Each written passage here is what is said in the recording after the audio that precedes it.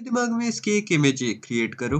दूर दूर तक हरा भरा मैदान है और वहां पर कुछ लोग अपनी भेड़ बकरियां चरा रहे हैं। इन्हीं लोगों को हम पेस्टोरलिस्ट कहते हैं।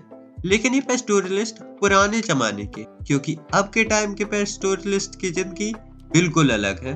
और आज मैं आलोक आप सभी को आलोकित करके pastoralist in the modern world के इम्पोर्टेंट क्वेश्चन का एक्सप्लेनेशन करके दिखाऊंगा हिंदी में। तो चलिए शुरू करते हैं। पहला क्वेश्चन है, what was the grazing act? तो ये बात है 19वीं शताब्दी के मध्य की। उस समय में अलग अलग प्रोविंसेस में फॉरेस्ट एक्ट्स लागू हो रहे थे।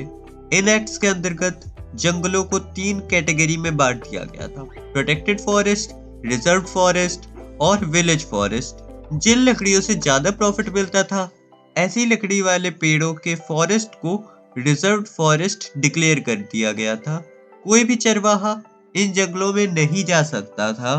और जितने भी अलग टाइप के फॉरेस्ट थे वो थे प्रोटेक्टेड फॉरेस्ट और फिर विलेज फॉरेस्ट। प्रोटेक्टेड फॉरेस्ट में ये जो पेस्टोरलिस्ट थे इनका जाना अलाउड तो था, लेकिन ये लोग ज्यादा एरिया में नहीं चरा सकते थे अपने भेड़ बकरियों को।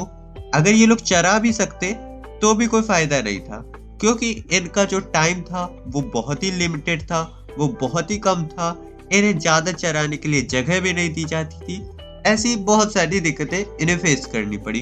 इसी के साथ साथ अब हम लोग जान लेते हैं कि भला जो कॉलोनियल गवर्नमेंट थी वो ऐसा कर क्यों रही थी। वो ऐसा इसलिए कर रही थी क्योंकि जो रिजर्व फॉरेस्ट के पेड़ थे उससे उन्हें काफी ज्यादा प्रॉफिट मिलता था।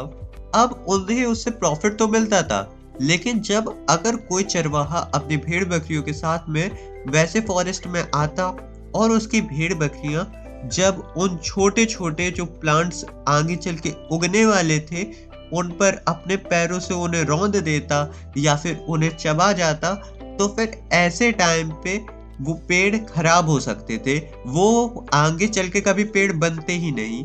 इस चीज को रोकने के लिए उन लोगों ने इन फॉरेस्ट एक्ट्स को लागू करा था, ताकि वो लोग आगे चल के ऐसे पेड़ उग सके और जिसे वो लोग बेच करके पैसे कमा सके। तो हमारा नेक्स्ट क्वेश्चन है, give reasons to explain why the Maasai community lost their grazing lands. हमें इसमें ये बताना है कि जो मसाई कम्युनिटी के लोग थे उनकी जो जमीन थी वो जमीन उन्होंने कैसे खो दी।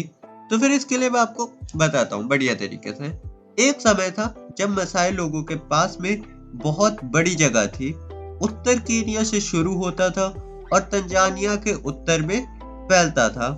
उनके पास बहुत जगह थी जहां उनके जानवरों को चारा मिलता था और वो अपने जीवन को बढ़िया तरीके से जीते थे। लेकिन फिर एक दिन यूरोप से कुछ ताकतवर लोग आए और सोचा कि ये जगह हमें अपनी कर लेनी चाहिए। उन्हें कोई फर्क नहीं पड़ा कि मसाई लोग यहाँ पे बहुत दिन से रह रहे थे और उनके जीवन पर इस जमीन का बहुत बड़ा असर था। ये यूरोप के लोगों ने अफ्रीका में कॉलोनाइज करने का सोचा और जमीन के टुकड़े टुकड़े कर दिए। एक इंटरनेशनल बाउंड्री भी ड्रॉ कर दी मसाई लैंड में, जहां ब्रिटिश केनिया और जर्मन टंगेनिका के बीच में जो कि है। उनके पास बहुत कम जमीन बच गई जहां चारा मिल सकता था और फिर मसाई को एक छोटा से हिस्से में भेज दिया जहां पर उनके जानवरों के लिए चारा भी नहीं था। उन्हें उस हिस्से में बंद कर दिया गया था जहां कभी कभी बारिश होती थी और चारा भी अच्छा नहीं होता था। इस वजह से मसाई लोगों को अपनी आधे से ज्यादा जमीन को खो दिया था, जहां वो अपने जानवरों को चारा देने के लिए उसका इस्तेमाल करते थे।